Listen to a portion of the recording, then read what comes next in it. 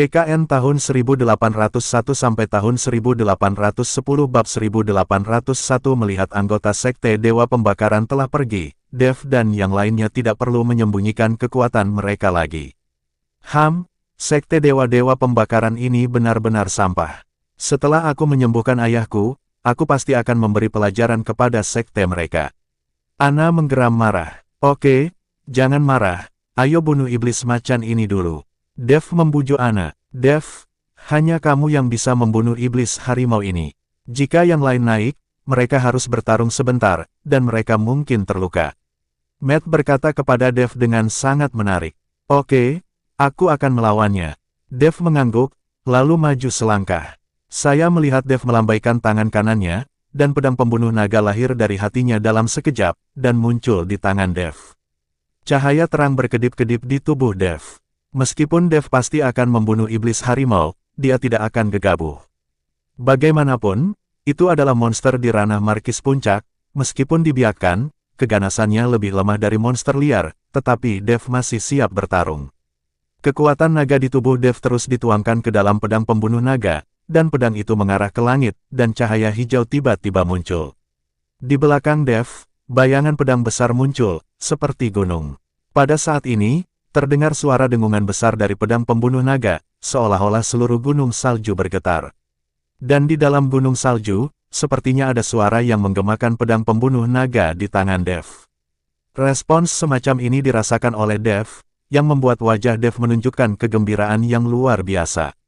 Iblis harimau merasakan aura yang memancar dari tubuh Dev, dan matanya yang galak menunjukkan ketakutan saat ini. Tubuh iblis harimau perlahan mundur, seolah tidak mau bertarung dengan Dev. Tidak heran kalau itu dibesarkan oleh manusia, jadi sangat mengerti energi spiritual, melihat tubuh iblis harimau mundur, Dev tersenyum dingin. Tapi dia tidak akan membiarkan iblis harimau pergi dengan mudah, pil binatang di tubuh iblis harimau adalah sumber budidaya terbaik. Tapi tepat ketika Dev hendak bergerak, iblis macan itu berbalik dan lari dengan kecepatan ekstrim. Dalam beberapa lompatan, sosok itu menghilang ke gunung salju dalam sekejap. Kali ini, Dev sedikit bingung. Matt dan yang lainnya juga tampak bingung. Sial, bajingan sialan itu benar-benar kabur, sangat cepat, Matt tidak bisa menahan diri untuk tidak berseru. Anda harus tahu bahwa monster pada dasarnya kejam, tidak peduli musuh seperti apa yang mereka temui, mereka hanya akan menyerang, dan jarang berbalik dan melarikan diri. Tapi iblis macan ini hanya bisa berbalik dan lari ketika dia merasakan bahaya, yang menunjukkan bahwa dia sudah membuka pikirannya. Ini adalah monster yang dibesarkan, jadi normal untuk melarikan diri saat menghadapi musuh yang kuat karena dia sudah memiliki kecerdasan. Yaeko menjelaskan, dibesarkan, Matt tercengang, jika aku membesarkan binatang seperti itu suatu saat nanti, itu akan luar biasa.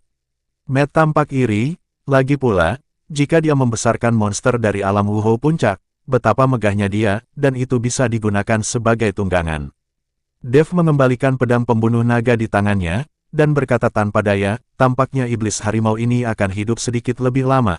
Ayo pergi, Dev membawa Matt dan lainnya, lalu bergerak maju.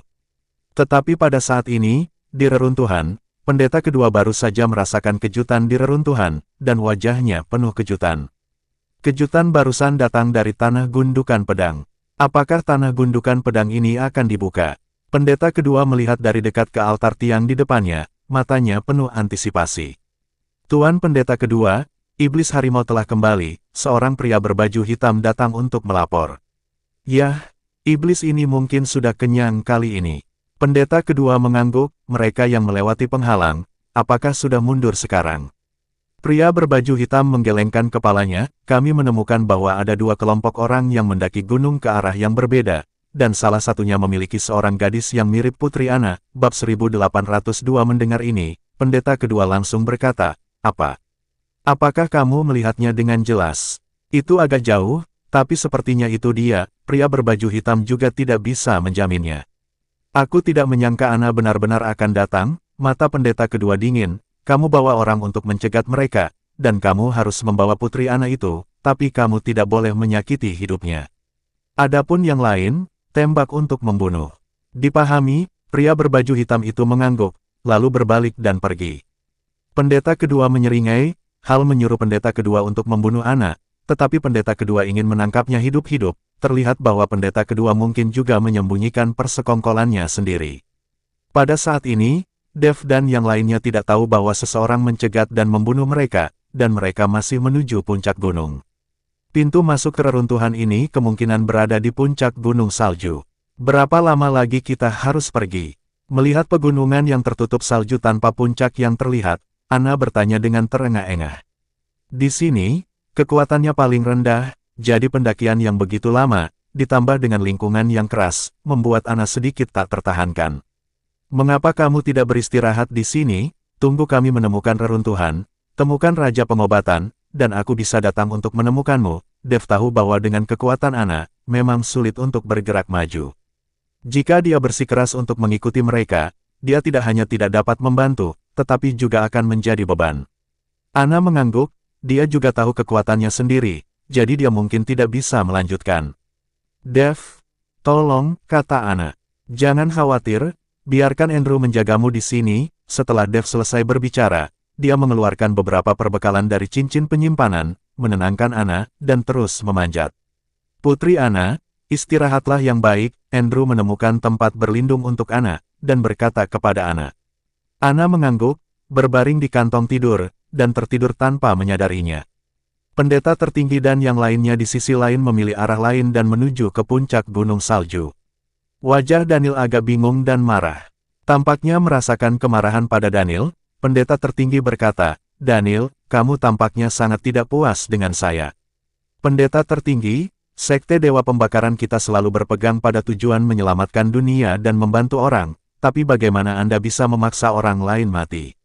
Daniel sangat bingung, itu benar-benar berbeda dari apa yang dia ajarkan saat pertama kali memasuki Sekte Dewa Pembakaran.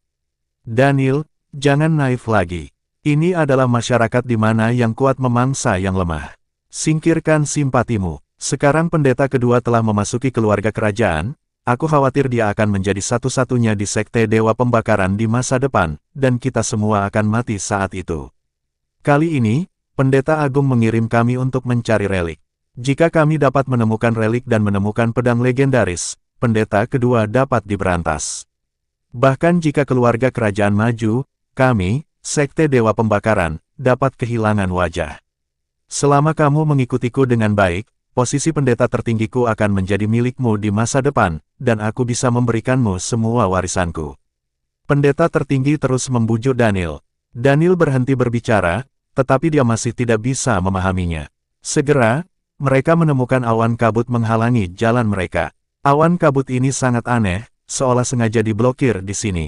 Pendeta tertinggi, ada kabut di depan. Daniel memandangi kabut di depannya dan berkata, aku tahu. Pendeta tertinggi mengerutkan kening, dan lonceng tembaga di tangannya sedikit bergetar. Gelombang suara melewati kabut satu demi satu, dan menghilang dalam sekejap. Kabut yang aneh, pendeta tertinggi semakin mengernyit. Bab 1803, Pendeta Tertinggi, apa yang harus kita lakukan? Apakah kita bisa melewati ini? Kata Daniel, saya khawatir kabut ini tidak dapat dielakkan. Kirim seseorang untuk menjelajahi jalan.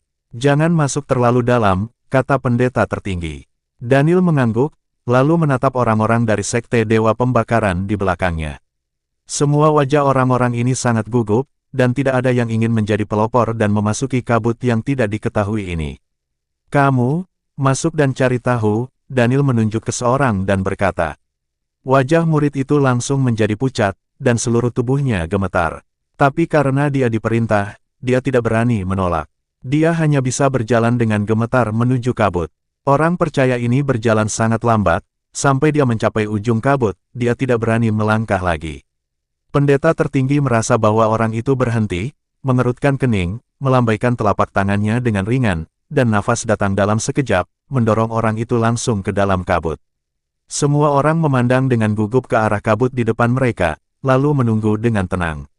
Akhirnya, setelah lebih dari 10 menit, orang percaya itu berkata, pendeta tertinggi, tidak apa-apa, aman, masuklah. Mendengar teriakan orang itu, pria itu menghela nafas lega, lalu berjalan ke dalam kabut. Tetapi ketika semua orang baru saja mencapai tepi kabut, mereka mendengar teriakan dari dalam. Segera setelah itu, orang yang masuk berlari keluar, tubuhnya terbakar api. Cepat matikan apinya." Melihat hal tersebut, Daniel buru-buru memerintahkan orang untuk memadamkan api, tapi sudah terlambat. Orang itu langsung dibakar menjadi abu. Kulit seluruh orang itu berubah drastis, dan kulit pendeta tertinggi itu sangat panas. "Sial," pendeta tertinggi mengutuk, dan kemudian memukul seorang murid dengan nafas. "Masuk dan lihatlah, apa yang terjadi di dalam." Kali ini, murid lainnya ini menghirup nafas pendeta tertinggi padanya, sehingga pendeta tertinggi dapat merasakan situasi dalam kabut. Wajah orang itu sangat jelek, tetapi dia tidak berani melanggar perintah, dan berjalan ke dalam kabut dengan gemetar. Saat ini, Dev dan yang lainnya sudah berjalan di dalam kabut untuk sementara waktu. "Dev, aku merasa awan kabut ini sangat aneh. Sepertinya kita tersesat, dan kita tidak bisa keluar sama sekali." Matt mengerutkan kening. "Aku juga merasakannya. Dalam kabut ini, aku sama sekali tidak tahu arah."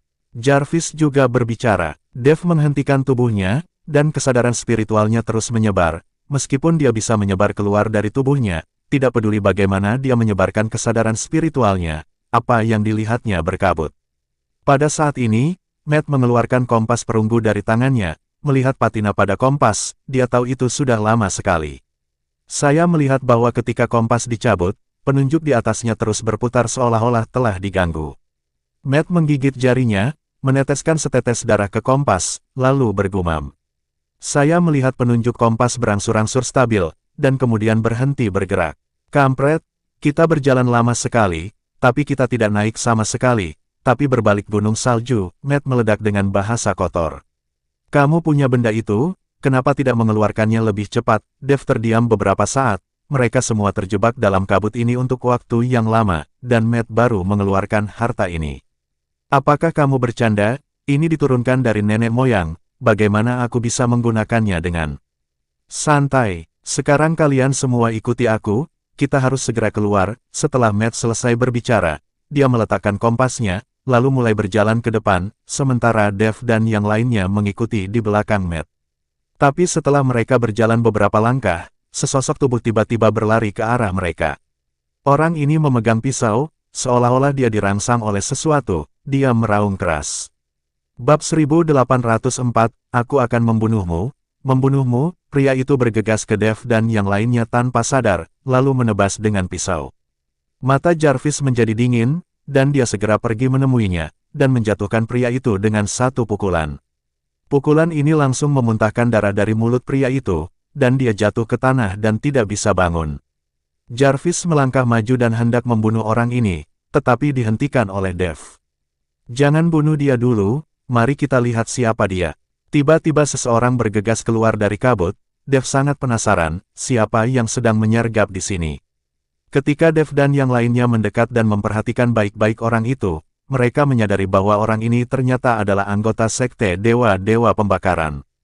Saya melihat mata orang ini terbuka lebar, matanya penuh kengerian, meskipun dia terluka parah, dia terus mengomel, "Aku bunuh kamu, bunuh kamu." Orang ini rusak mental. Yaeko menatap anggota sekte Dewa Pembakaran dan berkata.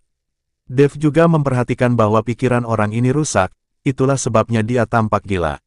"Mari kita semua berhati-hati, sepertinya kabut ini tidak sederhana." Setelah Dev selesai berbicara, beberapa orang terus bergerak maju, dan tidak satupun dari mereka yang bertanggung jawab atas pengikut sekte Dewa-Dewa Pembakaran. Dev tidak terkait dengan sekte Dewa-Dewa Pembakaran, jadi tidak perlu menyelamatkan orang-orang mereka. Terlebih lagi, pendeta tertinggi memaksa mereka untuk berurusan dengan iblis harimau barusan. Jelas bahwa sekte Dewa Pembakaran bukanlah hal yang baik. Tetapi Dev dan yang lainnya berjalan agak jauh lagi, dan menemukan bahwa kabut di depan mereka telah berubah menjadi merah muda, dan kabut merah muda itu sangat indah. Tapi setelah melihat kabut merah muda, wajah Matt berubah drastis. "Hati-hati, kabut ini bisa merusak pikiran dan membuat orang kejam," Matt mengingatkan dengan keras. Segera, beberapa orang menahan napas dan berkonsentrasi, melindungi pikiran mereka dengan erat agar tidak terluka. Begitu dia melangkah ke kabut merah muda, Dev merasa pusing untuk beberapa saat. Namun, dengan cahaya keemasan yang berkelap-kelip di benak Dev, dia langsung terbangun. Matt dan Jarvis sama-sama terlihat serius, menatap lurus ke depan, tidak berani teralihkan sedikit pun. Yaeko tampak jauh lebih santai, jiwa di tubuhnya adalah orang suci dari istana Guanghan, sosok yang telah melewati ribuan tahun. Pikirannya sudah tidak bisa dihancurkan. Saat Dev dan yang lainnya masuk lebih dalam, dahi Matt dan Jarvis ditutupi dengan keringat dingin. Meskipun mereka tidak berani terganggu sedikit pun, mata mereka juga mulai berubah pada saat ini, perlahan memerah. Aura mengamuk perlahan naik dari tubuhnya, tapi mereka berdua belum menyadarinya. Merasakan perubahan aura Matt dan Jarvis, Dev tahu bahwa kedua orang ini mungkin tidak dapat bertahan lama, karena dia tidak tahu berapa lama untuk keluar dari sini. Tiba-tiba, Dev teringat mantranya yang memurnikan hati, bukankah itu hanya untuk menahan kabut? Tuan Hu, Jarvis, saya akan mengajari Anda satu set mantra, sehingga Anda dapat menahan erosi kabut ini. Dengan mengatakan itu, Dev mengajarkan mantra pemurnian hati kepada mereka berdua tanpa syarat. Saat mereka berdua melafalkan mantra pemurni hati, perasaan dingin dan transparan langsung menyelimuti tubuh mereka, dan mata merah keduanya perlahan pulih. Tepat ketika Dev merasa bahwa dia dapat dengan mudah melewati kabut, tiba-tiba terdengar suara pertempuran di depannya. Dan pertarungan berlangsung sangat sengit, diiringi dengan teriakan. Setelah Dev dan yang lainnya saling melirik, mereka langsung menuju ke arah pertarungan. Ketika Dev dan yang lainnya tiba, mereka menemukan lebih dari selusin orang berkelahi, dan semuanya adalah anggota Sekte Dewa Pembakaran. Mata semua orang merah, dan satu sama lain telah menjadi musuh bebuyutan. Saat ini, beberapa mayat sudah tergeletak di tanah. Daniel juga menjadi gila, terus-menerus mengayunkan senjata di tangannya. Bab 1805 hanya pendeta tertinggi, dengan keringat dingin di wajahnya, yang terus menggoyangkan lonceng tembaga di tangannya, berharap untuk membangunkan orang-orang yang tersesat ini. Tapi tidak peduli seberapa keras bel kuningannya bergetar, tidak ada gunanya sama sekali. Pada akhirnya, pendeta tertinggi tidak punya pilihan selain menyingkirkan lonceng tembaga itu, sementara dia sendiri dengan cepat berlari keluar dari kabut. Adapun bawahan ini, dia tidak berencana untuk merawat mereka lagi. Tuan Chen, apa yang harus kita lakukan? Jarvis memandang Dev dan bertanya. Dev menatap Daniel dengan mata merah, dan akhirnya menggerakkan tubuhnya, meraih pergelangan tangan Daniel secara langsung, dan kemudian kekuatan spiritual memasuki tubuh Daniel. Daniel sadar, dan ketika dia melihat Dev dan yang lainnya, dia terkejut. Kalian masih hidup. Daniel mengira Dev dan yang lainnya seharusnya sudah dimakan oleh iblis harimau sejak lama. Jangan bicara, mari kita bicara setelah pergi dari sini. Dev takut Daniel akan terganggu dan pikirannya akan terganggu lagi, jadi dia segera lari dari kabut bersama Daniel. Daniel menatap bawahannya yang saling membunuh, meski matanya penuh keengganan, tapi tidak ada yang bisa dia lakukan. Segera, Dev dan yang lainnya bergegas keluar dari kabut. Ketika mereka melewati kabut, mereka melihat ke belakang dan menemukan bahwa kabut telah menghilang. Di tanah bersalju, ada lebih dari selusin mayat tergeletak di sana-sini. Semuanya adalah pengikut Sekte Dewa-Dewa Pembakaran. Daniel, pendeta tertinggi sepertinya merasakan nafas Daniel, jadi dia berteriak.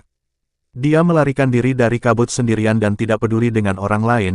Sekarang dia tiba-tiba merasakan nafas Daniel dan merasa sedikit aneh, jadi dia berteriak. Pendeta tertinggi, Daniel balas membentak. Pendeta tertinggi tidak berbicara, tetapi alisnya menyatu erat. Daniel, siapa yang ada di sekitarmu? Mengapa nafasnya begitu kuat? Pendeta tertinggi perlahan mengeluarkan lonceng tembaga dan membuat postur pertahanan. Karena Dev dan yang lainnya menyembunyikan aura mereka di awal, aura Dev dan yang lainnya yang dirasakan oleh pendeta tertinggi benar-benar berbeda dari sekarang. Mustahil baginya untuk berpikir bahwa orang-orang di depannya ini adalah sekelompok orang yang dia paksa untuk menghadapi iblis harimau. Pendeta tertinggi, mereka adalah kelompok turis yang kita temui di jalan. Jawab Daniel. Wajah pendeta tinggi terkejut, tidak mungkin, bagaimana mungkin, bagaimana aura mereka bisa begitu kuat. Pendeta tertinggi tidak bisa mempercayainya sama sekali, jika orang-orang ini begitu kuat pada saat itu, bagaimana mereka bisa diancam oleh diri mereka sendiri. Daniel tidak bisa menjawab pendeta tertinggi, jadi dia hanya bisa melihat Dev. Tapi sebelum Dev bisa berbicara, Matt berbicara dengan marah. Kami semua menyembunyikan aura kami hanya untuk menghiburmu. Kamu orang buta, kamu benar-benar menganggap dirimu sebagai seorang master. Memegang lonceng yang rusak, berbicara dengan obsesif, itu cukup misterius. Jika bukan karena tindakan Tuan yang baik, kamu bahkan tidak akan bisa menembus penghalang, dan berani mengancam kami. Aku pikir kamu adalah bajingan tua yang pantas dipukuli. Medhus sudah sangat marah, jadi dia melangkah maju dan menamparkan pendeta tertinggi itu 2 kali. Kedua tamparan ini langsung membutakan pendeta tertinggi, dan dia menyadari bahwa dia bahkan tidak memiliki kualifikasi untuk bersembunyi. Kali ini, ekspresi pendeta tertinggi menjadi sangat jelek, tapi dia tidak berani mengatakan sepatah kata pun. Dan Daniel memandang pendeta tertinggi yang telah ditampar 2 kali dan bahkan tidak berani kentut, dan hatinya campur aduk. Jika pendeta tertinggi mendengarkan kata-katanya dan tidak memaksa Dev dan yang lainnya untuk tinggal dan berurusan dengan iblis harimau, mungkin mereka tidak akan menerima 2 tamparan ini. Dan orang-orang percaya dari Sekte Dewa Pembakaran tidak harus mati, tapi inilah dunia nyata. Tuan Hu, ayo pergi. Dev menghentikan Matt. Dia takut Matt akan menjadi impulsif dan membunuh pendeta tertinggi ini. Bab 1806. Dev dan yang lainnya hendak pergi, dan agak memalukan bagi pendeta tertinggi untuk mengikuti Daniel. Jika mereka berdua turun gunung sekarang, mereka mungkin dalam bahaya jika bertemu dengan beberapa mekanisme formasi. Tetapi jika Anda mengikuti Dev dan yang lainnya, saya khawatir pihak lain tidak akan setuju. Tepat ketika Daniel sedang mempertimbangkan apakah akan membuka mulutnya dan memohon Dev untuk menerima mereka, tiba-tiba selusin napas datang ke arah mereka dalam sekejap. Segera setelah itu, lebih dari selusin pria berbaju hitam mengepung Dev dan yang lainnya dengan pedang di tangan mereka. Menghadapi orang-orang berbaju hitam, Dev mengerutkan kening. Jarvis, apakah menurutmu aura orang-orang ini familiar? Dev bertanya pada Jarvis. Yah, sangat familiar. Sama seperti orang yang mencegat dan ingin membunuh Putri Anna, Jarvis mengangguk dan berkata. Mungkinkah orang-orang ini yang menduduki reruntuhan lebih awal? Dev sedikit terkejut, mengapa pria berbaju hitam ini tiba-tiba muncul di sini? Kecuali jika mereka berada di sini sangat awal, jika tidak, lapisan pos pemeriksaan dan lingkaran sihir tidak akan mudah ditembus. Namun, setelah kemunculan tiba-tiba dari selusin pria berbaju hitam, pendeta tertinggi memiliki ekspresi bersemangat di wajahnya. Para anggota Sekte Dewa Pembakaran mematuhi perintah, pendeta tertinggi tiba-tiba mengangkat lonceng tembaga di tangannya dan berteriak keras. Orang-orang berbaju hitam ini semuanya adalah pengikut Sekte Dewa Pembakaran.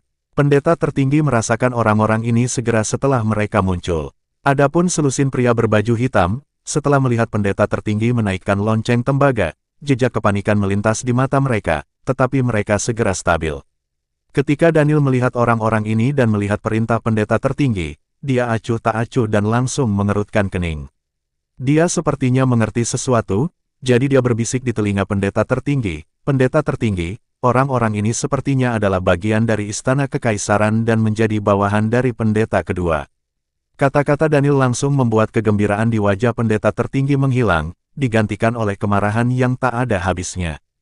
Kalian pengkhianat, aku akan membunuhmu hari ini, pendeta tertinggi meraung, dan aura di tubuhnya mulai melonjak dengan liar.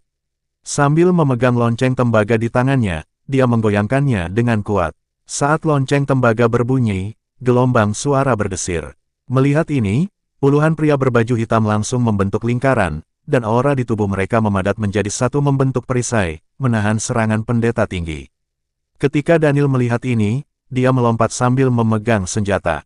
Kamu pengkhianat, aku ambil hidupmu. Saat Daniel melambaikan senjata di tangannya, ujung tajam yang tak terhitung jumlahnya bergerak menuju lusinan pria berbaju hitam. Segera, Daniel mengikuti pendeta tertinggi dan bertarung dengan selusin pria berbaju hitam. Dev dan yang lainnya menjadi penonton. Tuan Chen, apa yang harus kita lakukan? Jarvis bertanya. Ayo pergi, ini masalah pribadi sekte mereka. Biarkan saja. Dev melambaikan tangannya, berencana untuk pergi. Lagi pula, apakah pihak lain itu pengkhianat atau bukan, tidak ada gunanya jika Anda ikut campur. Dev hanya ingin menemukan reruntuhan itu secepat mungkin, dan tidak ingin membuang waktu. Dev, pria berbaju hitam tiba-tiba muncul, dan mereka mungkin bersembunyi di reruntuhan. Mengapa kita tidak menangkap satu dan bertanya? Kata Matt. Dev sangat gembira. Benar, Tuan Hu masih pintar, jadi ambil satu dan tanyakan. Pada saat ini, Daniel dan pendeta tertinggi berkelahi dengan selusin pria berbaju hitam.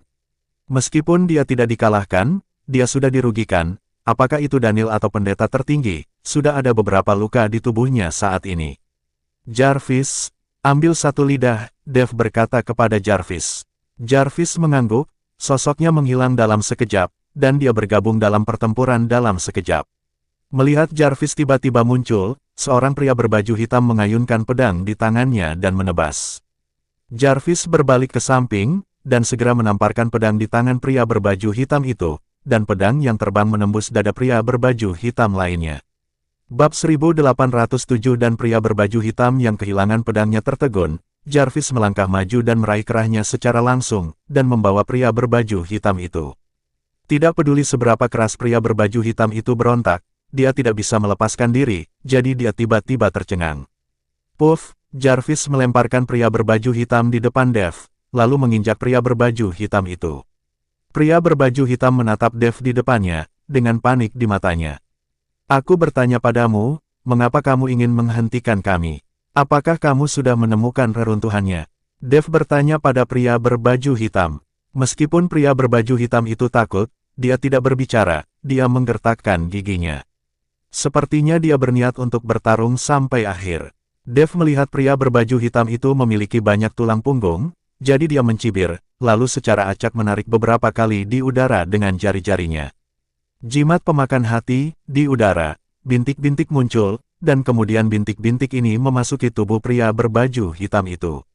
Matt melihat gambar mantra acak Dev dengan langit dan bumi sebagai pola, dan dia sangat iri. Apa, segera, pria berbaju hitam itu menjerit kesakitan, seluruh tubuhnya bergetar. Seolah-olah semut yang tak terhitung jumlahnya merangkak di dalam tubuh, menggerogoti organ dalam. Aku bicara, aku akan bicara, pria berbaju hitam tidak tahan dengan siksaan itu, tetapi tepat ketika dia hendak membuka mulutnya, kepalanya tiba-tiba meledak. Lihatlah pria berbaju hitam dengan headshot tiba-tiba. Dev mengerutkan kening, sialan, kamu benar-benar mengutuk. Dev tidak menyangka sekte asing juga ingin mengutuk kepala orang mereka sendiri untuk mencegah mereka berkhianat. Jarvis, tangkap yang lain, kata Dev. Jarvis mengangguk, dan sosoknya menghilang dalam sekejap. Pendeta tertinggi mengikuti Daniel dan masih berjuang untuk menopang dirinya sendiri. Tiba-tiba dia merasakan nafas datang, dan kemudian dia berjalan di tengah kerumunan, dan kemudian pergi dengan seorang pria berbaju hitam. Pada saat ini, hanya beberapa dari selusin pria berbaju hitam yang tersisa, berkelahi dengan pendeta tertinggi dan Daniel. Meskipun mereka melihat teman mereka dibawa pergi seperti ayam, mereka tidak dapat menyisihkan tenaga untuk menyelamatkan mereka. Kepanikan di mata pria berbaju hitam yang baru saja ditangkap bahkan lebih jelas. Dev tidak berbicara, tetapi menekan satu tangan ke kepala pria berbaju hitam itu, semburan kekuatan spiritual masuk seketika, dan segera mematahkan kutukan di kepala pria berbaju hitam itu. Saat ini, Dev bertanya, siapa kamu? Mengapa kamu menghentikan kami? Sudahkah kamu menemukan reruntuhannya? Kali ini, pria berbaju hitam tidak ragu-ragu, dan dengan cepat berkata, kami adalah anggota sekte Dewa Pembakaran, dan kami adalah bawahan dari pendeta kedua. Sekarang semua orang yang memasuki pegunungan yang tertutup salju untuk menemukan reruntuhan, kita harus menemukan cara untuk membuat siapapun yang datang menyerah atau menghilang. Karena kami sudah menemukan reruntuhannya, dan kami telah tinggal di reruntuhan itu selama beberapa bulan. Ketika Dev mendengarnya, hatinya tiba-tiba terasa dingin. Sudah beberapa bulan, jadi barang bagus apa yang bisa disimpan di reruntuhan? Apa yang kamu lakukan di reruntuhan selama beberapa bulan? Dev tidak mengerti mengapa orang-orang ini tinggal di dalam begitu lama bahkan jika mereka memusnahkan reruntuhan. Membangun altar, dan semuanya terbuat dari tiang. Pria berbaju hitam tidak berani menyembunyikan apapun. Sebuah altar yang terbuat dari tiang, apa gunanya altar ini? Dev sangat penasaran. Pria berbaju hitam menggelengkan kepalanya, kalau itu aku tidak tahu, hanya pendeta yang tahu tentang ini. Dev melihat bahwa pria berbaju hitam itu masih kecil, dia mungkin tidak tahu banyak, jadi dia mengulurkan tangannya dan menamparnya sampai mati. Dev tidak akan melakukan hal menjaga harimau sebagai ancaman. Jarvis, pergi dan selamatkan pendeta tertinggi itu, kurasa kita bisa menggunakannya. Dev tidak mengerti untuk apa altar itu, mungkin pendeta tertinggi tahu. Bab 1808 Jarvis mengangguk, lalu melompat. Pada saat ini, pendeta tertinggi mengikuti Daniel ke ambang kehancuran, berjuang untuk bertahan. Pada saat ini, sosok Jarvis muncul, dan dengan beberapa pukulan biasa, semua pria berbaju hitam itu pergi menemui Hades. Melihat Jarvis membunuh orang-orang berbaju hitam dengan begitu mudahnya, wajah Daniel penuh rasa syukur. Terima kasih Tuan, terima kasih atas bantuanmu, Daniel berterima kasih kepada Jarvis. Dan meskipun pendeta tertinggi tidak berbicara, wajahnya penuh rasa malu, dan dia malu untuk berbicara. Ini adalah perintah Tuan Chen, kalau tidak aku tidak akan menyelamatkanmu. Setelah Jarvis selesai berbicara, dia berbalik dan berjalan menuju Dev. Apa yang dilakukan pendeta tinggi di awal membuat Jarvis sangat tidak puas. Daniel memimpin pendeta tertinggi dan buru-buru mengikuti mereka. Keduanya terluka sekarang. Jika mereka tidak mengikuti Dev dan yang lainnya dari dekat, mereka mungkin tidak akan bisa pergi terlalu jauh. Tuan Chen, terima kasih atas penyelamatan Anda yang murah hati. Kami, Daniel mengikuti Dev untuk berterima kasih padanya, tetapi dia tidak tahu harus berkata apa. Lagi pula, semua orang tahu bagaimana Sekte Dewa Ventian memperlakukan Dev dan yang lainnya. Dan pendeta tertinggi menundukkan kepalanya dan tidak berkata apa-apa, dia tidak punya wajah untuk berbicara. Izinkan saya bertanya, apakah Anda suka membangun altar di Sekte Dewa Pembakaran? Dan Anda masih menggunakan batu kristal untuk membangunnya? Dev bertanya pada Daniel. Daniel tampak bingung. Dia tidak begitu jelas tentang beberapa hal tentang Sekte Dewa Pembakaran. Lagi pula, Sekte Dewa Ventian memiliki hierarki yang ketat, dan dia seharusnya tidak mengetahuinya. Mustahil baginya untuk mengetahuinya. Hanya saja setelah mendengar bahwa altar itu dibangun dengan batu kristal, pendeta tertinggi yang tadinya menundukkan kepalanya tiba-tiba mengangkat kepalanya dengan ekspresi luar biasa di wajahnya. Batu kristal untuk membangun altar. Mungkinkah mereka ingin memanggil setan? Suara pendeta tertinggi penuh kengerian. Memanggil setan. Katakan dengan jelas, apa yang terjadi? Dev bertanya pada pendeta tinggi. Pendeta tertinggi menarik napas dalam-dalam, dan kemudian perlahan berkata, kultus Dewa Pembakaran kami memiliki legenda bahwa jika ada yang bisa membangun altar dengan tiang dan menambahkan kekuatan sihir tongkat kerajaan, dia bisa memanggil setan di tanah. Selama iblis dipanggil, kekuatan ilahi iblis akan diberikan pada pemanggil, dan pemanggil akan menjadi iblis baru, memerintah seluruh utusan neraka. Pada saat itu, seluruh dunia mungkin akan kacau. Saat pendeta tertinggi berbicara, tubuhnya tidak bisa berhenti gemetar. Seolah-olah dia sedang membicarakan sesuatu yang sangat menakutkan. Memanggil setan, memang benar. Bukankah itu menggunakan lingkaran sihir untuk menyerap jiwa-jiwa di bawah tanah? Altar itu seharusnya lingkaran sihir, dan tongkat itu seharusnya menjadi mekanisme pembuka lingkaran sihir. Di mana ada setan, mereka tidak lebih dari jiwa dan yin qi terkubur jauh di dalam tanah, Matt berkata dengan ekspresi jijik. Benar-benar ada setan, jika kamu tidak percaya, kamu akan membayarnya. Pendeta tertinggi itu tampak bertekad, dia sangat yakin bahwa altar itu bisa memanggil setan.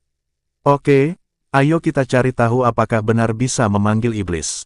Sekarang kita tahu bahwa mereka telah membangun altar, kurasa kamu bisa mencari tahu di mana mereka berada. Dev berkata kepada pendeta tertinggi. Pendeta tertinggi mengangguk, dan setelah menggumamkan sesuatu, lonceng tembaga di tangannya tiba-tiba bergetar dengan sendirinya.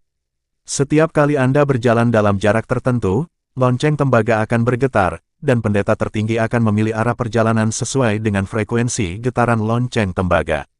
Segera, sekelompok orang akan tiba di puncak gunung. Pada saat yang sama, di reruntuhan, pendeta kedua memandangi altar yang menjulang tinggi dengan kegembiraan di wajahnya. Pada saat ini, pendeta kedua memegang tongkat bertatakan permata di tangannya, dan memegang tiang di tangan lainnya. Sekarang untuk altar, dia hanya perlu meletakkan tiang di tangannya, dan konstruksi yang sebenarnya dianggap selesai. Bab 1809, Pendeta Kedua Pries. Kami membawa Putri Ana, seorang pria berbaju hitam berkata kepada pendeta kedua. Bawa dia masuk, pendeta kedua berkata dengan enteng. Segera, Ana dibawa masuk, tetapi pada saat ini, mata Ana terpejam, dan dia jelas dalam keadaan koma. Andrew ada di samping Ana dengan wajah tenang, tidak ditahan, tapi juga tidak melawan. Melihat Ana yang sedang koma, pendeta kedua dengan lembut membelai wajah Ana dengan tangannya, seperti yang diharapkan dari sang putri. Lihat betapa cantiknya wajah ini. Ketika dia dirasuki setan, dia bisa menjadi ratu dunia.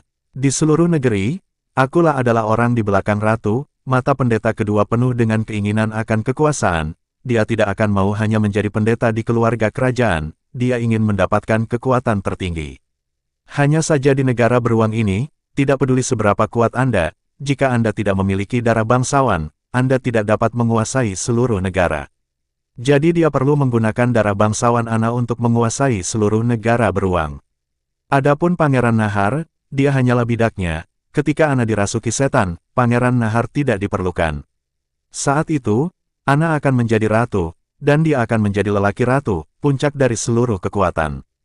Pendeta kedua, aku telah membawakanmu putri Ana, bisakah kamu melepaskan istri dan anakku? Andrew bertanya kepada pendeta kedua tanpa ekspresi. Andrew, kamu melakukan pekerjaan dengan baik. Kamu tidak hanya menipu putri Ana untuk datang ke sini, tetapi kamu juga mencegah Pangeran Nahar membunuhnya, jadi kamu pantas mendapatkan banyak pujian.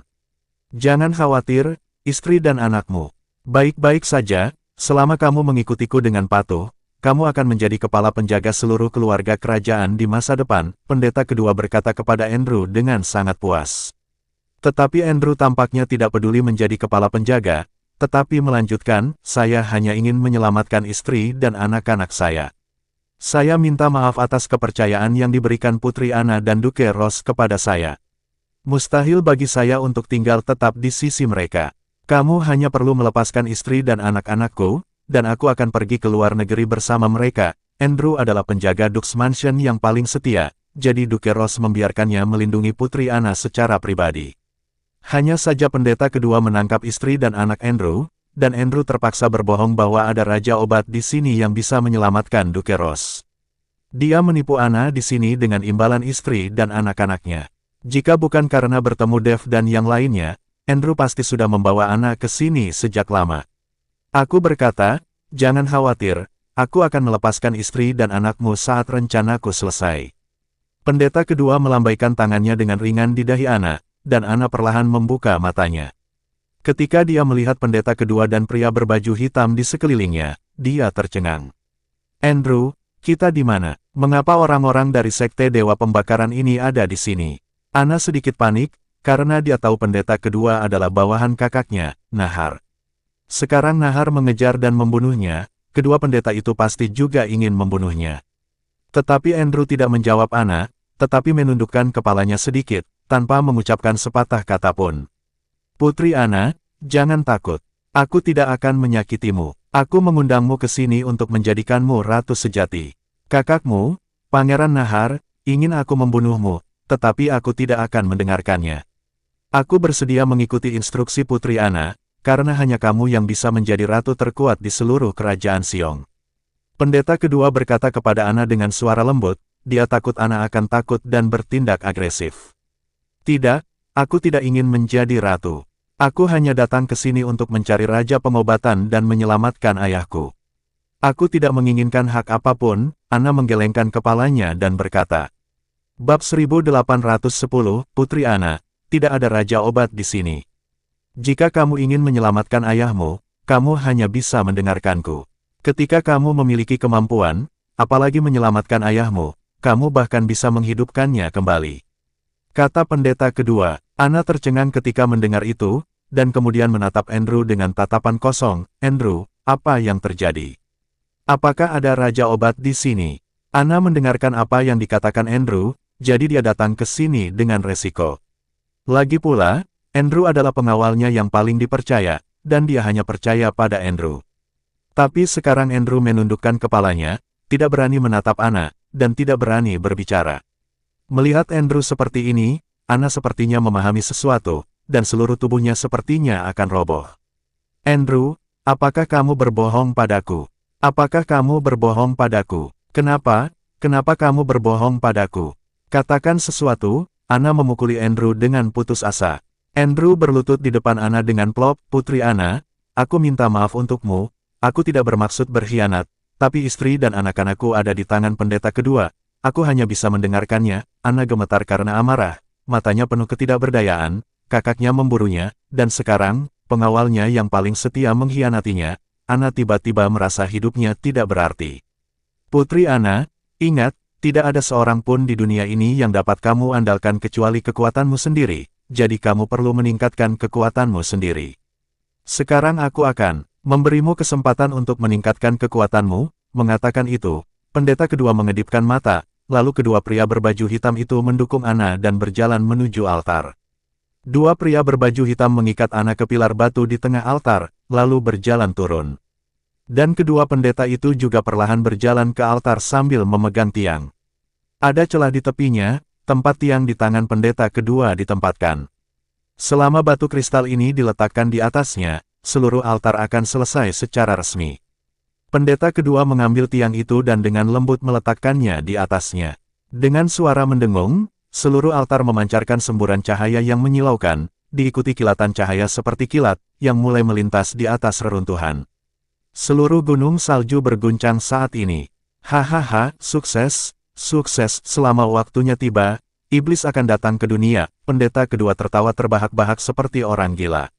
Andrew memandangi Ana yang terikat di altar, dan jatuh ke dalam rasa bersalah yang mendalam dan menyalahkan diri sendiri.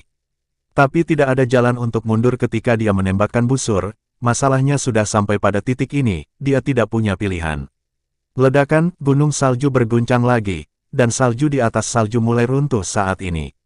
Apa yang terjadi? Apakah ada gempa bumi? Merasakan goncangan pegunungan yang tertutup salju, Daniel panik. Jika ada gempa bumi di sini, tidak satupun dari mereka akan selamat. Rusak. Altar diaktifkan oleh pengkhianat. Kita harus menemukan pintu masuk ke reruntuhan sebelum tengah malam, kalau tidak dia akan memanggil iblis, dan tidak ada dari kita yang akan bertahan, pendeta tertinggi berkata dengan sungguh-sungguh. Tetapi sebelum mereka selesai berbicara, terdengar ledakan keras, dan longsoran salju terlihat di mana-mana di gunung salju. Salju yang awalnya menutupi gunung runtuh di area yang luas, memperlihatkan bebatuan coklat. Setelah beberapa saat, gunung berhenti bergetar, tetapi tidak ada salju di puncak gunung, dan semua bebatuan besar terlihat. Sekarang setelah salju hilang, bisakah kamu menemukan pintu masuk ke reruntuhan? Dev berkata kepada pendeta tertinggi. Bisa, pendeta tertinggi mengangguk, dan kemudian lonceng tembaga di tangannya bergetar hebat. Gelombang suara menyebar satu demi satu, menutupi seluruh puncak gunung. Pada saat ini, pendeta kedua di reruntuhan tiba-tiba mengerutkan kening, mengapa orang tua buta itu ada di sini? Omar, pendeta kedua berteriak. PKN tahun 1811 sampai tahun 1820. Bab 1811 segera, seorang pria jangkung dan berotot muncul di depan pendeta kedua. Omar ini berambut gondrong di sekujur tubuhnya, seperti orang barbar. Setelah Andrew melihat Omar, wajahnya sedikit berubah. Jelas dia tahu Omar ini. Sebagai seorang pemberani di antara manusia beruang, Omar tidak pernah menyangka akan menuruti panggilan pendeta kedua. Tuanku, apa perintahmu? Kata Omar sambil berlutut dengan satu kaki. Seseorang mendobrak puncak gunung, kamu memimpin seseorang untuk memblokir pintu masuk, jangan biarkan siapapun menerobos penjaga gunung terakhir, imam kedua berkata kepada Omar. Seperti yang diperintahkan, setelah Omar selesai berbicara, dia membawa orang-orang pergi, dan pendeta kedua memandang Andrew dan berkata, Andrew, kamu pergi juga. Apakah kamu dapat melepaskan istri dan anak-anakmu tergantung pada apakah kamu akan setia kepadaku? Andrew tidak punya pilihan selain pergi bersama Omar. Pada saat ini, pendeta tertinggi telah memimpin Dev dan yang lainnya untuk menemukan pintu masuk reruntuhan, dan hanya ada lubang dalam yang mengarah lurus ke bawah. Jika bukan karena longsoran salju, menemukan pintu masuk ini akan sama sulitnya dengan mendaki ke langit. Karena kita menemukan pintu masuknya, kita bisa masuk. Jarvis pergi ke pintu masuk lebih dulu. Tetapi, tepat di dekat pintu masuk, kecemerlangan tiba-tiba muncul, dan tubuh Jarvis langsung terpental ke belakang oleh kekuatan kejut yang sangat besar. Segera setelah itu, saya melihat sesuatu yang mirip dengan penutup kaca, terus-menerus bersinar dengan kecemerlangan, dan saya juga bisa melihat jimat terus-menerus berkedip. Sial, kenapa masih ada formasi? Jarvis bangkit dan mengutuk dengan marah, tetapi dia tidak menyangka ada lingkaran sihir yang menghalangi pintu masuk. Selain itu, formasi kali ini jelas jauh lebih kuat, dan bahkan Jarvis langsung terkejut kembali. Sepertinya dia sangat berhati-hati, dan bahkan memasang lingkaran sihir di pintu masuk. Dev menyipitkan matanya sedikit.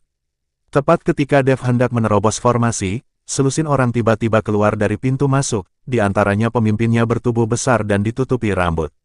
Orang ini adalah Omar, Rana Huho Puncak. Melihat orang berjalan keluar dari reruntuhan, Dev merasa lebih nyaman. Selama orang-orang ini masih dalam reruntuhan, tidak satupun dari mereka yang bisa melarikan diri. Tetapi ketika Andrew berjalan keluar dari pintu masuk reruntuhan dan melihat Dev dan yang lainnya, Andrew menundukkan kepalanya karena malu. Tapi Dev tercengang, matanya penuh ketidakpercayaan. Andrew, kenapa kamu di sini? Di mana Ana? Dev maju beberapa langkah dan bertanya pada Andrew. Meskipun keduanya dekat, Dev tidak bisa melewati lingkaran sihir. Andrew menundukkan kepalanya dan tidak berkata apa-apa, karena dia tidak tahu bagaimana menjelaskannya kepada Dev. Namun, ekspresi Andrew membuat Dev menebak sesuatu dalam sekejap, dan dia berkata dengan marah, Andrew, kamu mengkhianati Ana, kan? Apakah Ana ditangkap atau dia dalam kehancuran ini? Tidak, saya, Andrew menggelengkan kepalanya kesakitan, mereka menangkap istri dan anak saya. Saya tidak punya pilihan selain melakukannya. Andrew meraung keras dan menjelaskan melalui Dev. Tapi bagaimana mungkin Dev mendengarkan penjelasan Andrew? Pada saat ini, Dev menyesal membiarkan Ana beristirahat dan Andrew menjaganya. Jika sesuatu terjadi pada Ana, kamu juga akan mati. Mata Dev sedikit menyipit, dan aura pembunuh yang menakutkan di tubuhnya langsung menembus lingkaran sihir dan langsung menyelimuti Andrew dan yang lainnya. Merasakan aura pembunuh yang mengerikan pada Dev, baik Andrew maupun Omar terkejut dan mundur 2 langkah. Jika kamu berani melewati gerbang gunung dan pergi dari sini dengan cepat, aku dapat menyelamatkanmu dari kematian. Jika tidak kamu hanya akan mati, Omar meraung dengan marah, dan kemudian para penjaga gunung mengeluarkan gelombang paksaan yang menakutkan. Bab 1812 Dev dan yang lainnya tiba-tiba merasakan tekanan, dan pendeta tertinggi serta Daniel jatuh ke tanah dalam sekejap, mereka sama sekali tidak tahan tekanan dari formasi ini. Melihat pendeta tertinggi terbaring di tanah bersama Daniel dalam sekejap, Omar tertawa terbahak-bahak, hahaha, kamu orang tua buta, kamu berani datang ke sini jika kamu tidak menghabiskan hidupmu di sekte Dewa Pembakaran. Pendeta tertinggi dihina, gemetar karena marah. Tetapi tidak ada yang bisa dia lakukan, dia langsung ditekan oleh tekanan yang mengerikan dan tetap tidak bergerak. Dev melihat penampilan Omar yang merajalela, dan sedikit mengangkat sudut mulutnya, lingkaran sihir kecil, apakah kamu juga ingin menghentikanku? Saat dia mengatakan itu, pedang pembunuh naga tiba-tiba muncul di tangan Dev, dan segera setelah dia mengangkatnya tinggi-tinggi, kekuatan spiritualnya yang menakutkan melonjak dengan cepat. Hancurkan, Dev meraung, diikuti oleh aura yang menakutkan dan ganas, yang langsung terpancar dari tubuh Dev. Bahkan di seberang lingkaran sihir, Omar dan Andrew merasakan semburan penindasan. Ada sedikit ketidakpercayaan di mata Omar. Anda harus tahu bahwa dia adalah manusia beruang dengan kekuatan Wuhou puncak, tidak peduli fisik atau kekuatannya, mereka lebih kuat dari orang biasa. Dan itu dipisahkan oleh formasi penjaga gunung, tetapi aura menakutkan di tubuh Dev sepertinya tidak terhalang. Tepat ketika Omar penuh keraguan, pedang pembunuh naga di tangan Dev telah dipotong. Ledakan, formasi mengeluarkan suara keras, dan seluruh gunung bergetar, dan di bawah pedang Dev, lingkaran sihir mulai berkedip dengan aliran cahaya, dan perisai seperti penutup kaca menunjukkan retakan kecil satu demi satu.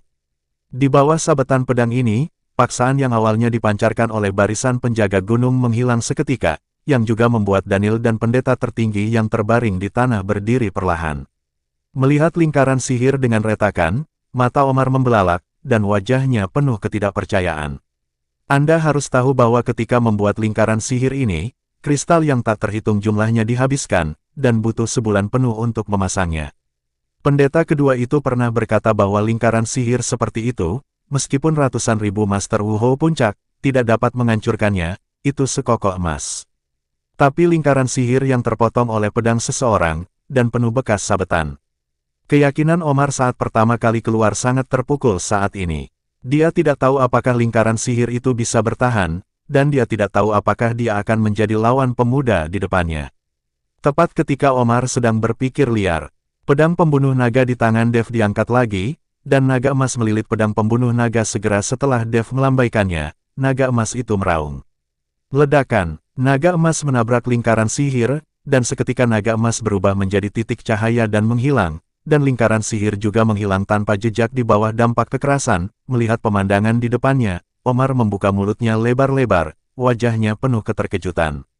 Dev tidak memperhatikan Omar yang terkejut, tetapi berjalan ke arah Andrew dengan wajah penuh amarah, lalu meraih Andrew, dan langsung mengangkat Andrew. Bawa aku ke Ana, jika terjadi sesuatu pada Ana, kamu tahu konsekuensinya. Setelah Dev selesai berbicara, dia melepaskan tangannya, menyebabkan Andrew jatuh ke tanah. Andrew tidak berbicara, tetapi dia bangkit diam-diam, lalu berbalik dan berjalan menuju pintu masuk reruntuhan. Ketidakpedulian Dev terhadap Omar sontak membuat Omar marah. Sebagai pejuang dengan kehormatan tertinggi dari manusia beruang, Omar tidak pernah begitu diabaikan dan dihina. "Nak, kamu berani mengabaikanku? Apakah kamu pikir aku takut padamu?" Saat dia berbicara, Omar menamparkan Dev dengan marah. Omar tahu bahwa kekuatan Dev tinggi, jadi dia menggunakan semua kekuatannya saat dia bergerak sebagai prajurit manusia beruang. Telapak tangan Omar mungkin sangat kuat. Dev sedikit mengernyit, tanpa melihat ke arah Omar, dia melambaikan telapak tangannya dengan santai, dan bertabrakan dengan telapak tangan Omar. Bab 1813 aura yang menakutkan dari guncangan bumi meledak pada saat tabrakan, dan orang-orang berbaju hitam yang mengikuti Omar langsung terpesona oleh aura yang menakutkan itu. Kekuatan mereka terlalu rendah, dan mereka sama sekali tidak bisa menahan tabrakan antar master semacam ini. Bahkan Andrew menggertakkan giginya saat ini, mati-matian menahan aura menakutkan ini, agar dirinya sendiri tidak terluka. Pukulan ini membuat Omar ketakutan. Anda harus tahu bahwa beruang terkenal dengan kekuatannya. Dia tidak pernah menyangka bahwa Dev ketika menghadapinya secara langsung, dan kekuatan Dev tampaknya lebih kuat darinya. Pada saat ini, Omar merasa seolah-olah seluruh tubuhnya jatuh ke dalam semburan, tubuhnya di luar kendali, dan dia terus-menerus mundur ke belakang. Baru setelah menabrak tembok gunung, sosok Omar tertahan. Omar memandang Dev dengan ngeri, dan hatinya mulai panik. Dev hanya menatap Omar dengan dingin, tidak mengatakan apa-apa, menoleh ke Andrew dan berkata, "Pimpin jalan ke depan." Andrew mengangguk, menghadap Dev, dia tidak berani melakukan apapun. Dan Omar memandangi punggung Dev dengan emosi campur aduk di hatinya. Di usia yang begitu muda, Dev memiliki kekuatan yang begitu menakutkan. Sebagai prajurit beruang, dia dipukul mundur dengan satu pukulan. Tapi yang Omar tidak tahu adalah bahwa pukulan Dev barusan tidak menggunakan seluruh kekuatannya. Jika Dev menggunakan seluruh kekuatannya untuk menggunakan tinju cahaya suci, diperkirakan Omar sudah menjadi mayat, bagaimana mungkin dia masih hidup? Keduanya sama sekali bukan lawan yang setara. Tidak ada perbandingan sama sekali. Hanya saja Dev melihat bahwa Omar bukan anggota dari Sekte Dewa Pembakaran, dan dia terlihat seperti manusia beruang dengan rambutnya, jadi dia tidak membunuhnya. Matt dan yang lainnya buru-buru mengikuti, dan kelompok itu berjalan menuju reruntuhan. Omar menghela nafas, dan akhirnya membawa kembali orang-orang berbaju hitam itu. Sekarang kita hanya bisa menunggu bagaimana pendeta kedua akan menghadapinya. Omar tahu bahwa dia tidak memiliki kemampuan untuk menghadapi Dev dan yang lainnya. Segera, Andrew memimpin Dev dan yang lainnya ke dalam reruntuhan. Reruntuhannya sangat besar sehingga hampir seluruh gunung salju kosong. Apalagi bagian dalamnya gelap gulita, dengan hanya satu jalur berkelok-kelok yang menjorok ke bawah, dan jurang ada di kedua sisinya, jika jatuh pasti akan hancur berkeping-keping. Namun, jalan seperti ini sulit bagi orang biasa, tetapi bagi Dev dan lainnya, tampaknya jauh lebih mudah. Sekarang Dev dan yang lainnya berada di puncak gunung, jadi mereka terus menyusuri jalan setapak, terkadang berbelok dan terkadang naik satu bagian. Jalan kecil ini tampaknya ditangguhkan di seluruh gunung. Tapi setelah Dev dan yang lainnya berjalan sebentar, Dev tiba-tiba berhenti, lalu mengerutkan kening. "Dev, ada apa?" Melihat ini, Matt bertanya dengan cepat. "Tuan Chen, ini adalah cara saya datang ke sini. Sama sekali tidak ada yang salah dengan itu.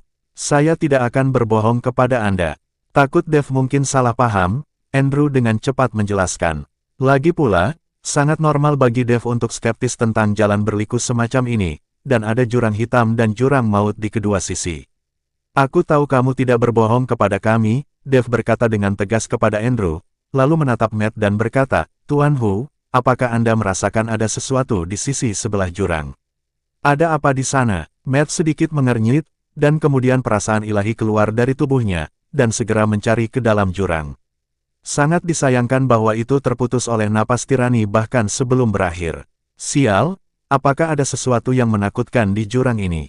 Nafas itu terlalu menakutkan, setelah kesadaran Matt terputus, dia hanya bisa berkata dengan kaget.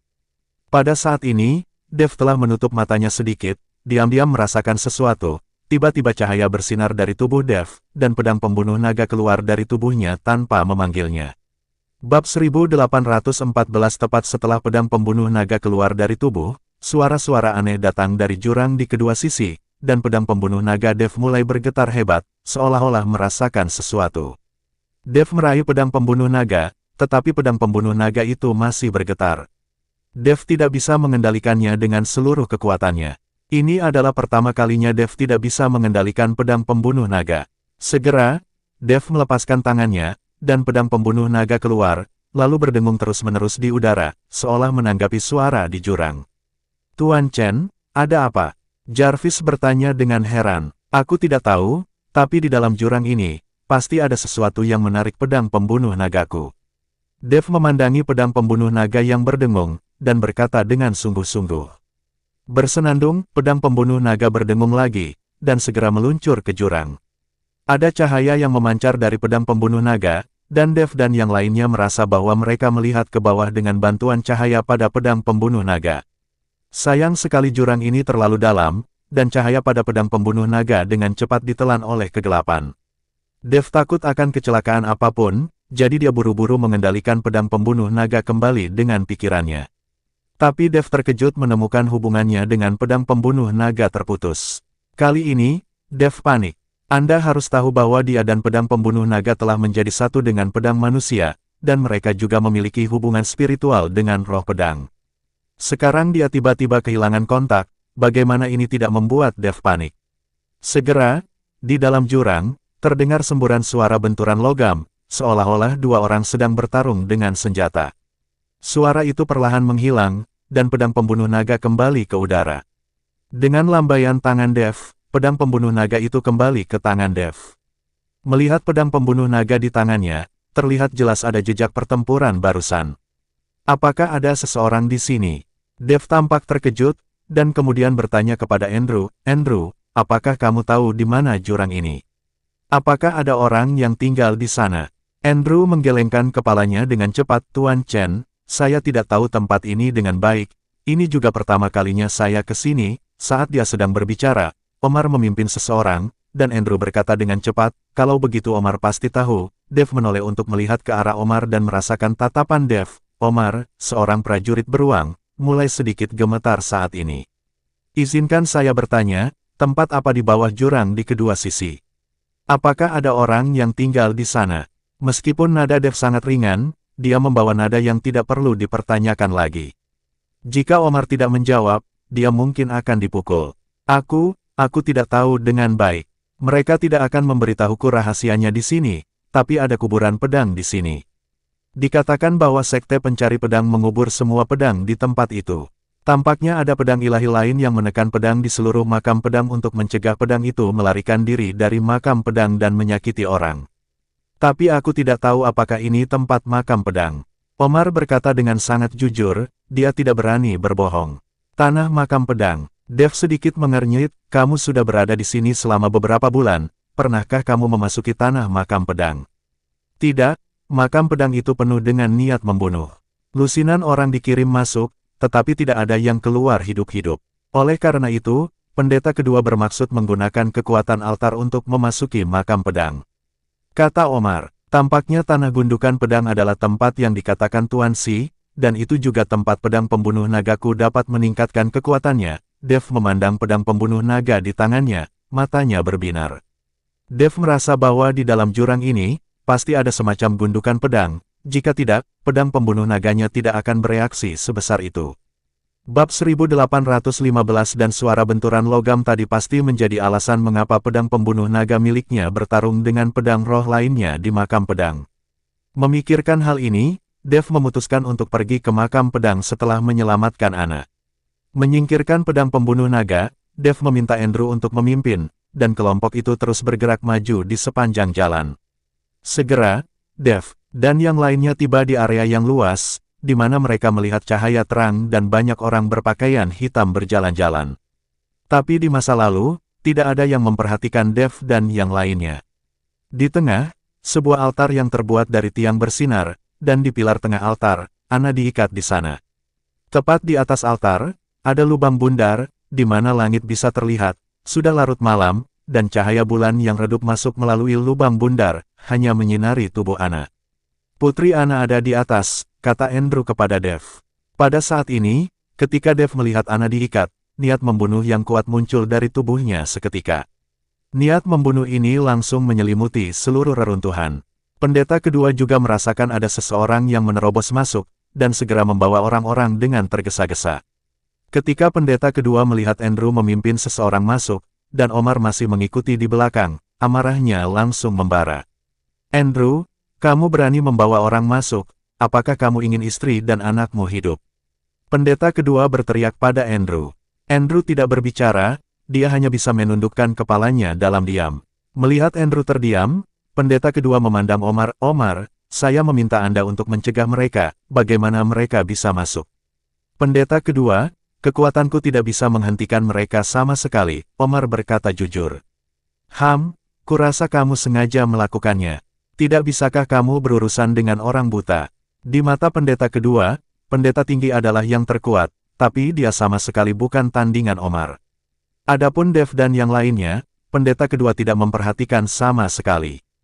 Kamu pengkhianat, beraninya kamu mendirikan altar secara pribadi dan ingin melepaskan setan, hari ini aku akan membunuhmu untuk sekte Dewa Pembakaran, seperti yang dikatakan pendeta tertinggi, nafas di tubuhnya mulai naik, dan lonceng tembaga di tangannya terus bergetar.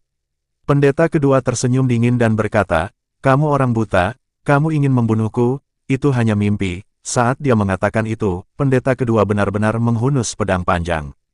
Selama kedipan cahaya pedang yang tak terhitung jumlahnya bergerak ke arah pendeta tinggi.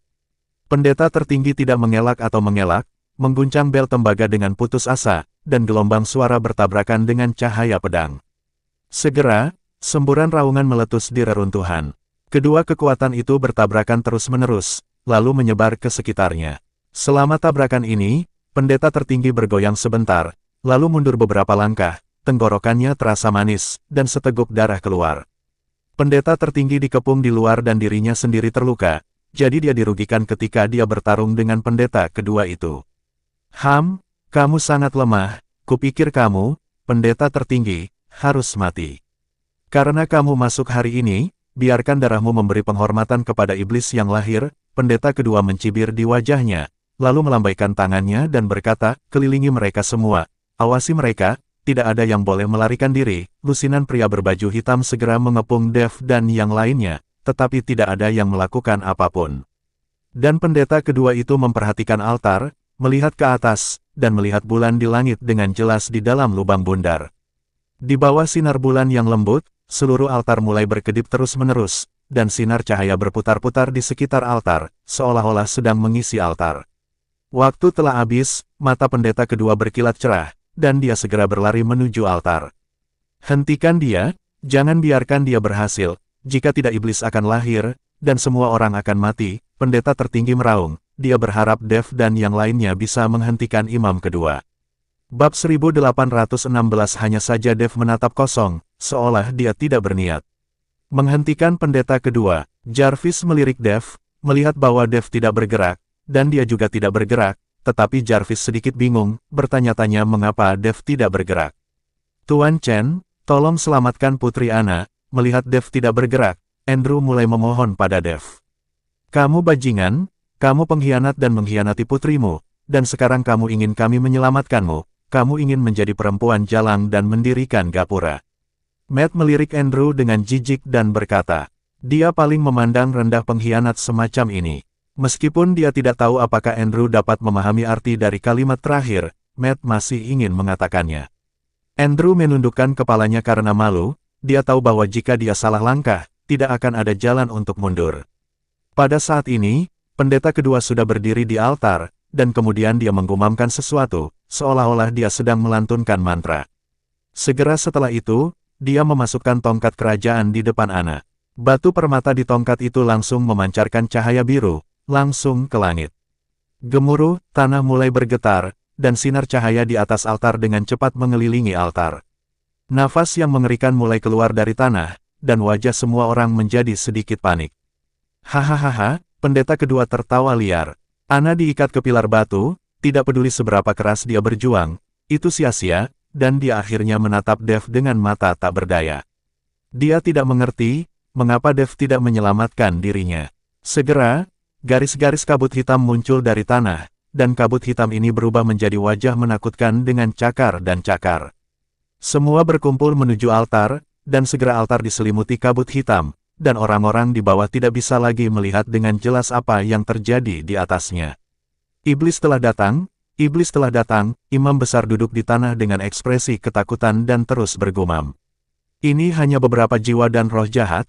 Iblis KW9, Matt memandangi awan kabut hitam dan berkata dengan jijik.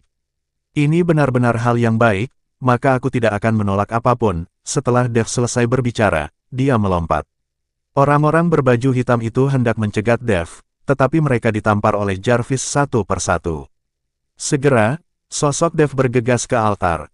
Di altar, seluruh wajah Ana muram, dan kabut hitam yang tak terhitung jumlahnya mengalir ke tubuhnya dengan gila-gilaan. Pada saat ini, Ana masih memiliki sedikit alasan, dan berteriak pada Dev, "Dev, cepat bunuh aku cepat, aku tidak ingin menjadi iblis." Dev tersenyum, "Jika kamu ingin menjadi iblis, kamu tidak akan bisa. Ini sama sekali bukan iblis." Dengan mengatakan itu, Dev berjalan menuju Ana. Melihat Dev mengabaikannya, pendeta kedua berteriak dengan marah, "Nak, iblis datang, kamu berani merajalela. Cari mati." Pendeta kedua menikam Dev dengan pedang panjang di tangannya. Dev menamparnya dengan tangannya, dan langsung menamparnya di pedang panjang pendeta kedua. Pedang di tangan pendeta kedua patah dalam sekejap, dan pergelangan tangan pendeta kedua sepertinya menerima kekuatan kejut yang sangat besar, dan rasa sakitnya tak tertahankan.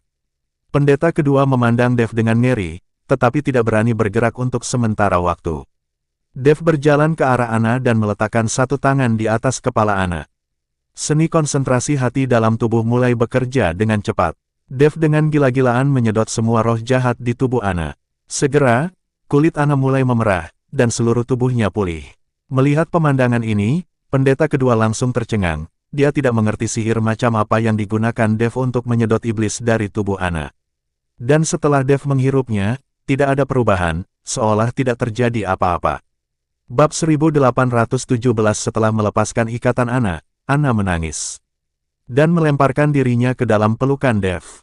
Ana yang hatinya malu hanya merasa sedikit terhibur saat melihat Dev. "Tunggu, aku berurusan dengan orang ini dulu. Kamu memelukku seperti ini, bagaimana aku bisa membunuhnya?" Dev berkata tanpa daya. Ketika Ana mendengar ini, dia segera melepaskan Dev. Lagi pula, mereka belum keluar dari bahaya. Lingkungan sekitar masih diselimuti kabut hitam, dan kedua pendeta itu masih menatap Dev. Itu hanya beberapa energi dan jiwa jahat dari bawah tanah, yang sangat berharga. Pria bodoh, Dev menatap pendeta kedua dengan dingin, lalu berjalan menuju pendeta kedua. Pendeta kedua memandang Dev yang sedang berjalan mendekat, dan tidak bisa menahan gemetar di dalam hatinya. "Ini iblis, kamu bodoh." Saat pendeta kedua berbicara, dia mulai melafalkan formula ajaib di mulutnya, dan segera awan kabut mengembun menjadi monster humanoid dengan perawakan besar. "Iblis akan datang, dan semua orang akan mati." Pendeta kedua mendesak sosok manusia yang kental itu untuk bergerak, dan hendak menyerang Dev. Cahaya keemasan melintas di tubuh Dev, diikuti dengan tamparan. Monster humanoid yang baru saja mengembun itu langsung hilang, dan berubah menjadi kabut dan menyebar. "Ini," pendeta kedua tercengang. Dev tidak menunggu reaksi pendeta kedua, dan menamparnya lagi. Kedua pendeta itu segera berguling turun dari altar. "Jarvis, kamu jaga orang-orang ini dan beri aku perlindungan. Ini kesempatan yang bagus, aku akan berlatih dulu," Dev berkata kepada Jarvis di altar. "Oke, Tuan Chen," Jarvis mengangguk. Untuk menghadapi orang-orang ini, Jarvis saja sudah cukup, tidak perlu Matt dan Yaeko.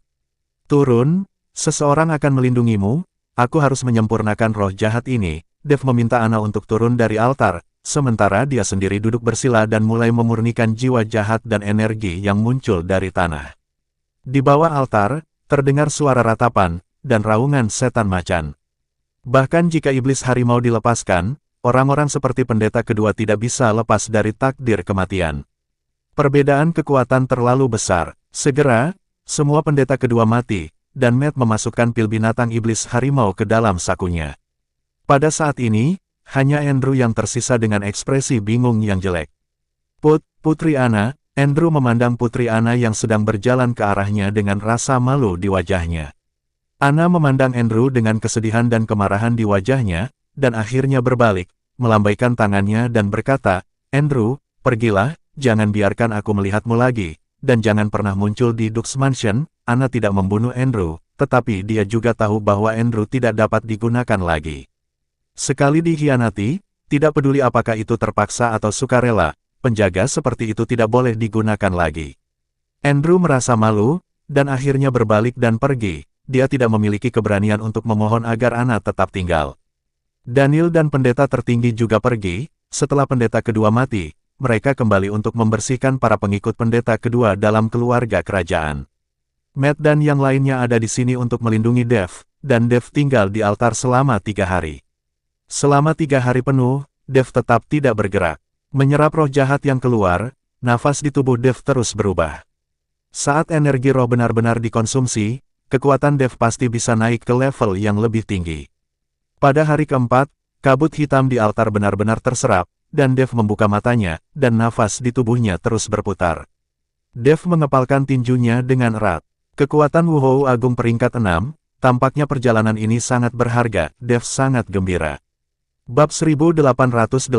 Ketika Dev turun dari altar, Matt melangkah maju dan menepuk pundak Dev dan berkata, bocah mesum, kamu mengambil keuntungan lagi. Dev tersenyum sedikit, lalu melihat sekeliling dan berkata, aku mendengar raungan iblis harimau, di mana pil binatang itu. Jarvis dan Yaeko semua memandang Matt. Tapi Matt menutupi sakunya dan berkata, Dev, aku telah bekerja keras untuk ikut denganmu. Tidak apa-apa meminta pil binatang. Kamu tidak ingin mengambil pil binatang itu, kan? Tentu saja tidak. Terima kasih kepada Tuan Hu kali ini. Jangankan 1 pil binatang buas, bahkan jika itu 10, itu tidak terlalu banyak untuk diambil oleh Tuan Hu, hahaha. Dev tertawa. Anak sepertimu memang memiliki hati nurani. Ketika Matt mendengar ini, dia langsung merasa sangat nyaman. Tuan Chen, mengapa Anda tidak pergi dan melihat Putri Ana? Dia tidak makan atau minum akhir-akhir ini. Dia depresi. Saat ini, Jarvis berbisik kepada Dev. Baru sekarang Dev melihat Ana meringkuk di sudut. Dalam beberapa hari, dia menjadi sangat kurus. Dev tahu bahwa Ana pasti sangat sedih setelah mengalami pukulan seperti itu, jadi dia berjalan mendekat. Putri Ana, orang yang punya motif tersembunyi, kamu tidak perlu terlalu sedih untuk orang yang mengkhianatimu, Dev membujuk Ana. Tapi Ana menggelengkan kepalanya, aku tidak sedih karena pengkhianatan Andrew, hanya saja tidak ada raja obat di sini, dan ayahku mungkin tidak bisa diselamatkan. Ana mengkhawatirkan keselamatan ayahnya sejak dia mengetahui tentang Raja Obat dan Andrew sengaja berbohong padanya. Dev mendengar bahwa Ana sedih karena ini, jadi dia berkata dengan wajah lurus, Putri Ana, setelah saya selesai berurusan dengan reruntuhan, saya akan menemani Anda kembali. Saya yakin saya dapat menyembuhkan ayahmu, jangan khawatir. Benarkah? Mata Ana berbinar, dan dia menatap Dev dari dekat. Tentu saja. Beraninya aku berbohong kepada Putri Agung Kerajaan Xiong, Dev sedikit tersenyum. Wajah Ana tiba-tiba menjadi gembira, dan ada senyuman di wajahnya. Dev, apakah kita akan pergi, atau akankah kita menjelajahi tanah makam pedang? Matt datang dan bertanya, Tuan Hu, saya telah berlatih selama beberapa hari terakhir, apakah Anda menemukan pintu masuk ke makam pedang? Anda tidak bisa begitu saja melompat ke dalam jurang, kan? Dev tahu bahwa Matt tidak boleh menganggur akhir-akhir ini. Jika saya menemukannya, saya pasti telah menemukannya, tetapi sayangnya saya tidak dapat masuk, Matt berkata dengan malu. Mengapa? Apakah ada lingkaran sihir yang menghalanginya? Dev bertanya, itu bukan lingkaran sihir, tapi formasi pedang. Seperti yang kau tahu, tidak ada dari kita yang mengerti ilmu pedang, jadi kita tidak bisa menembus formasi pedang itu sama sekali. Matt dan yang lainnya tidak mengerti ilmu pedang. Dan bahkan jika mereka mengerti, itu hanya dangkal, jadi tidak mungkin untuk memecahkan formasi pedang. Mendengar bahwa itu adalah formasi pedang, Dev segera menjadi tertarik dan berkata, bawa aku untuk melihat. Matt mengangguk, lalu memimpin Dev untuk menemukan sebuah gua yang tingginya hanya 1 meter di reruntuhan. Gua itu sangat gelap sehingga Anda bahkan tidak tahu kemana arahnya. Melalui gua ini, kamu akan dapat mencapai tanah makam pedang, tetapi kamu harus berhati-hati. Ada aura pedang yang kuat di dalamnya, dan barisan pedang juga penuh dengan aura pembunuh, mungkin kamu tidak akan pernah kembali. Ini benar-benar tidak akan berhasil, ayo kembali, jangan kehilangan nyawamu di sini. Matt membujuk Dev. Aku sudah ada di sini, aku harus selalu mencoba. Setelah Dev selesai berbicara, dia masuk tanpa ragu. Di gua sempit ini, jika sesuatu yang tidak terduga terjadi, mungkin tidak ada tempat untuk menghindar. Namun, Dev percaya pada Matt, karena Matt sudah masuk, pasti tidak akan ada bahaya di gua ini. Setelah menjelajahi dalam gua selama lebih dari 10 menit, Dev tiba-tiba melihat cahaya terang. Saya melihat hutan perawan besar muncul di depan Dev, dan suhu di sini sangat tinggi, tidak seperti salju di luar. Selain itu, masih ada banyak energi spiritual di sini, dan ada kabut tipis di sekitar tanah terus-menerus, seperti negeri dongeng. Bab 1819, bukankah seharusnya tanah makam pedang menjadi reruntuhan, dengan tumpukan mayat? Dev terkejut, tapi ketika dia sudah masuk, Dev berjalan perlahan ke dalam hutan. Tetapi setelah berjalan beberapa menit, Dev melihat bahwa pohon-pohon yang menjulang tinggi telah mati, dan tanahnya penuh dengan tulang. Pemandangan di sini jelas berbeda dari pohon-pohon teduh yang baru saja dilihat, seolah-olah ada pesona, membagi tempat ini menjadi ada dua tempat berbeda. Dev terus melangkah maju, ketika dia mengambil langkah ini, dia tiba-tiba merasakan semburan energi pedang menyerang, sementara Dev buru-buru mengaktifkan tubuh emasnya yang tidak bisa dihancurkan untuk menahan semburan energi pedang. Dev terus berjalan maju, tetapi setelah mengambil dua langkah, gunung itu tiba-tiba berguncang, dan selusin pedang yang bersinar muncul dari tanah. Saya melihat bahwa semua pedang ini tertancap di tanah, membentuk dinding, menghalangi wajah Dev. Apakah ini deretan pedang? Dev melihat selusin pedang yang tertancap di tanah di depannya, dan merasa sedikit tidak bisa dipercaya. Tapi Dev tidak ingin terjerat, jadi dia ingin berkeliling dari satu sisi. Tapi tidak peduli bagaimana Dev berjalan, barisan pedang di depannya masih ada di depan Dev. Melihat ini, Dev hanya bisa mengulurkan tangan kanannya, dan mengobarkan pedang pembunuh naga. Saat pedang pembunuh naga dikobarkan, lebih dari selusin pedang dalam barisan pedang mulai bergetar hebat. Dan pedang pembunuh naga di tangan Dev juga mulai bergetar hebat. Jika Dev tidak memegangnya dengan kuat, pedang pembunuh naga mungkin akan lepas dari tangannya. Pada saat ini, Dev dapat dengan jelas merasakan aura haus darah dari pedang pembunuh naga di tangannya.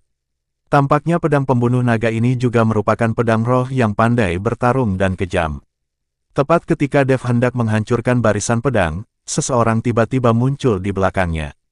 Dev terkejut, dan mengayunkan pedang pembunuh naga di tangannya ke belakang. Pedang ki yang tajam ditembakkan secara langsung. Aku mengandalkan, dia hanya mendengar kata-kata umpatan, dan kemudian Matt berbaring di tanah seperti kotoran anjing yang menggerogoti, dan baru saat itulah dia lolos dari aura pedang yang tajam.